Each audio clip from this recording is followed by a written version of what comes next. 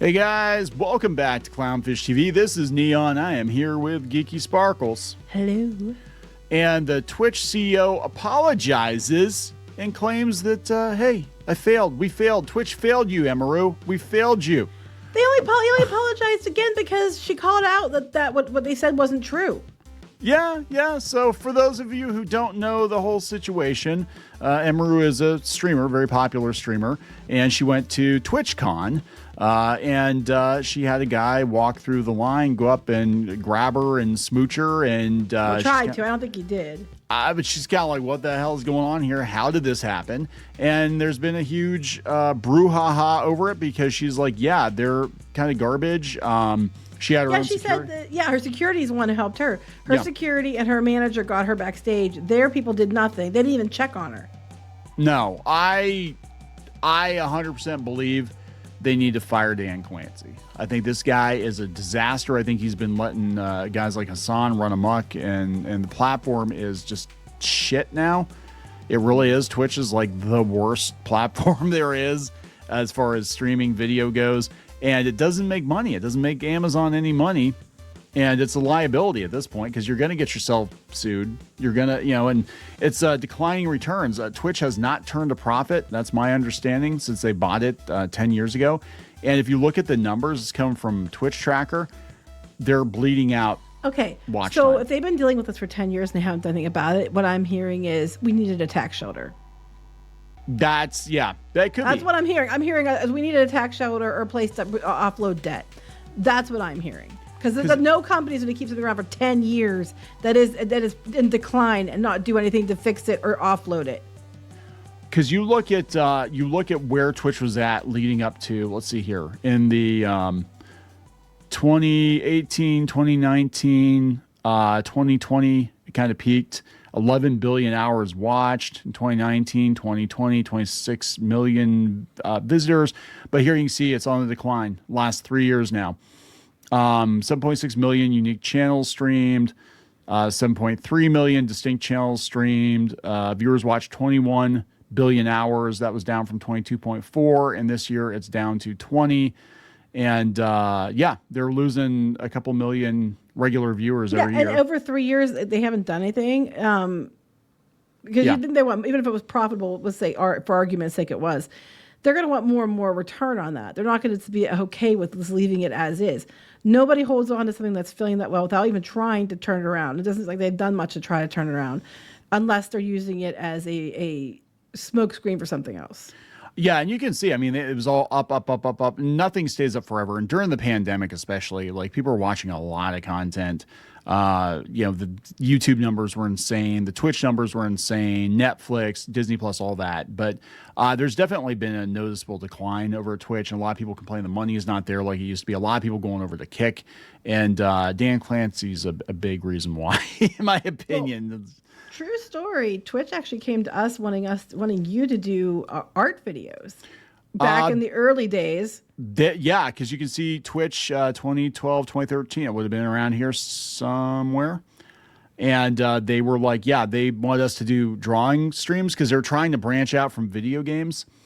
And it didn't really take off. I mean, I had some people watching, but like it's boring to watch people draw. It really is. I mean, I don't know how to make it exciting. I tried to come on a couple of times and talk to try to keep it interesting, but it just didn't work. But yeah, boring. That was another case. Back in the day when our comic was doing really, really well and we were out of places, we used to be called in for a lot of places to try to boost their forums, to try to, bring art in and stuff like that. And that was one of them. And we were like, this is not going to work. So we left that years ago. Yeah, it was there, and then they brought us in. Tapas brought us in. It used to be Tapastic, and they wanted us to help with boost their forums, get their forums going. So Tokyo Pop, we advised Tokyo Pop before. We advised a whole bunch. They used to like us. Mark Wade. Anyway, but that was a whole nother time. But yeah, we tried doing drawing over there, and it's boring as hell. But we don't know anything about the industry, don't you know? No. So so apparently there's been a new comment issued that after she called them out because they were trying to say one thing happened and she's like, no, that none of this happened. They didn't do anything. They didn't stop it. It was my people who stopped it. They let the guy walk away they, let them come across in front of all these different creators in their lines to get to me, and no one stopped him. And it was a lot of, eyebrows raised and concerns raised. And now they're saying, oh, we failed. We should have done better, because they're getting their asses called out. Yeah, and the response was not good. Actually, his attitude was, well, she asked for it because she streamed. Yes.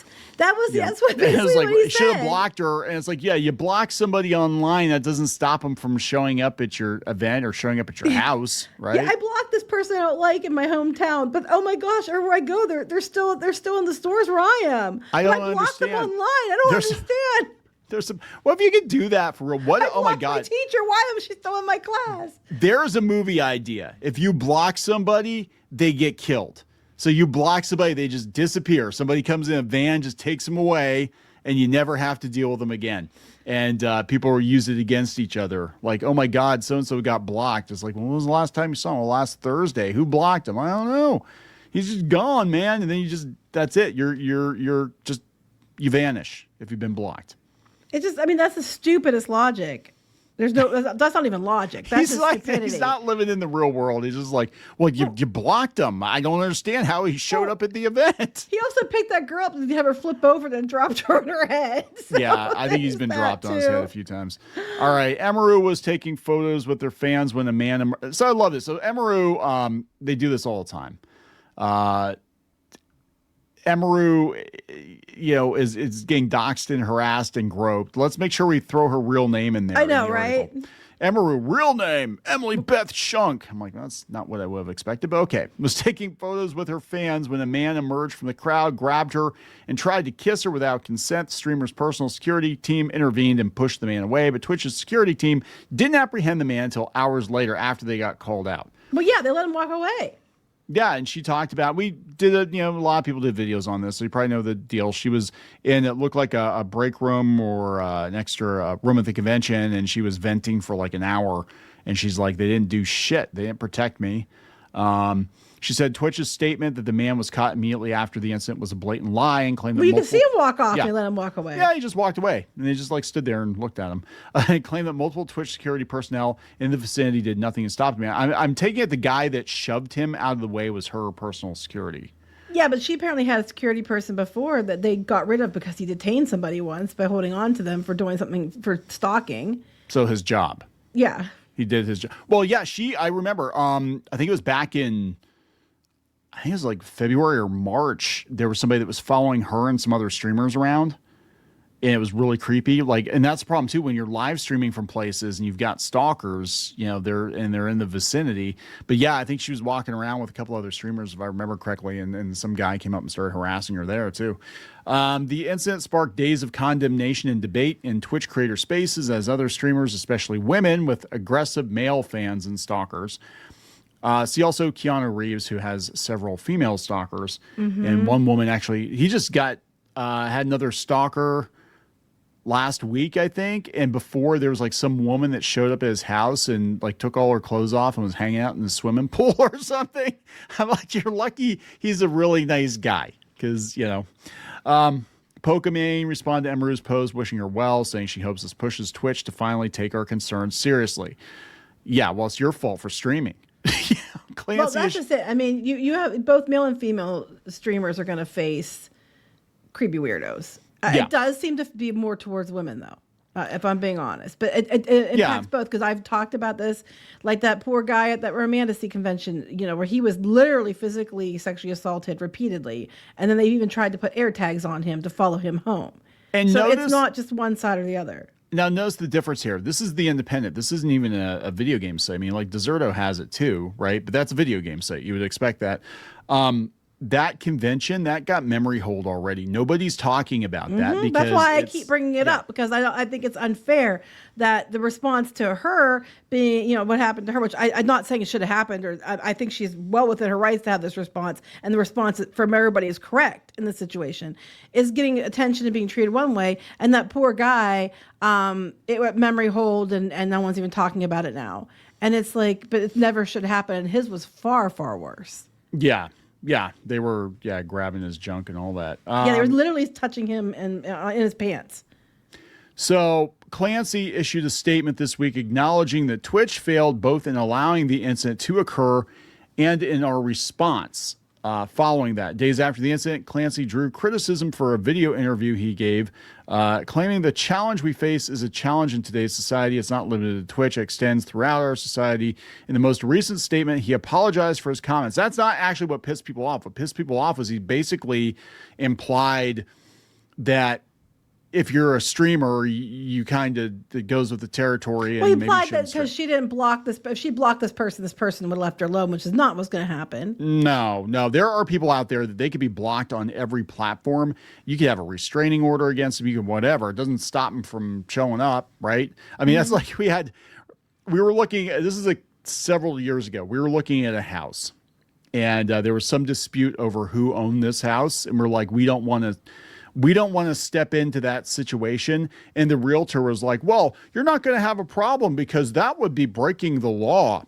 Because we were like, what if this person doesn't leave the house? They were renting the house. It was complicated. It was basically the house was supposed to be for sale. They had people in the house that were family that were... There was a family dispute. It was a family dispute. They weren't going to leave. They kept bringing their pit bull out trying to intimidate us. They were bringing their dog out to try to intimidate us. The joke was... we were actually on their side. Like, well, you know what? If you're here and they're here first, then they have the right to be here and you shouldn't be doing this. We actually sided with them. Anyway, The thing is, but they're like, what if they don't leave? Well, that would be illegal. And we're like, yes, because no one ever does anything illegal. Yeah. She's like, well, that's breaking the law. I'm like, well, people break the law all the time. What are you talking about? That's the dumbest shit. Well, nobody would do that. That would be illegal. I'm like, see also the justice system. Like, what the hell? I was like, yeah. What? I guess we don't need cops anymore, right? Because nobody ever breaks the law. Days after the incident, he got criticism. We mismanaged our communication about the incident. He said, that includes comments I made. I apologize to Emiru for all that took place. Yeah, he's getting shit. He was trying to do damage control because they were in the middle of an event. And now the event's over and they got a lot of shit. Now they're trying to backpedal. For meet and greets, we've begun a complete analysis of the incident that took place, as well as other issues that came to our attention after TwitchCon concluded. We're examining everything from how we do signups. After TwitchCon concluded? Mm-hmm. How you sign up to the layout to the increased security controls. TwitchCon has come under fire for the last several years now. Last year, I think it was Frogan and Hassan, maybe it was Destiny, one of the political talking heads, right?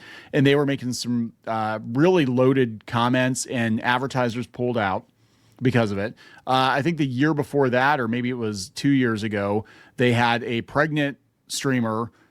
I guess she didn't know she's pregnant. It was a while ago, yeah. She jumped into a ball pit, and the ball pit was like 3 inches deep, and she broke her back. Like, what the hell? What the hell are you doing over there, right? He said, you put a lot of trust in us by attending TwitchCon. Well, I think the way it sounded, like some of these people were contractually obligated to do it, and then they weren't. Yeah, that was my understanding. Is like she was a partner, so she had a show or something. They made sure she had to go, and she didn't want to. A lot of people were pulling out this year because they were afraid of getting the Kirk treatment. Even the ones who are making comments about it, Yes, the ones when it's potentially their yes, them on the line, they're not going to do it. Yeah, we know TwitchCon means a lot to a lot of people. TwitchCon's going to turn into freaking DashCon is what's going to happen. Remember DashCon? Yes, that's all I kept thinking of the whole time. Yeah. The ball pit especially. I always thought that was DashCon. Yeah, that's going to be TwitchCon, because what's going to happen is if people feel unsafe going, you're not going to have your streamers go. If your streamers don't go, you're not going to have fans go, or fans aren't going to go because they're like, well, it just sounds like a shit show and I'm going to boycott it, or it's just not worth it. Yeah. And I think Amazon needs to shut it down. They need to shut it down. They need to fire Dan Clancy, and then they probably need to sell Twitch to somebody that will do better by it. But who's going to buy it? Who's going to buy it? All right, we're going to wrap it up. Yep. Please subscribe for more pop culture news, views, and rants. We'll talk later. Bye. For more pop culture news, views, and rants, go to news.clownfishtv.com. That's news.clownfishtv.com.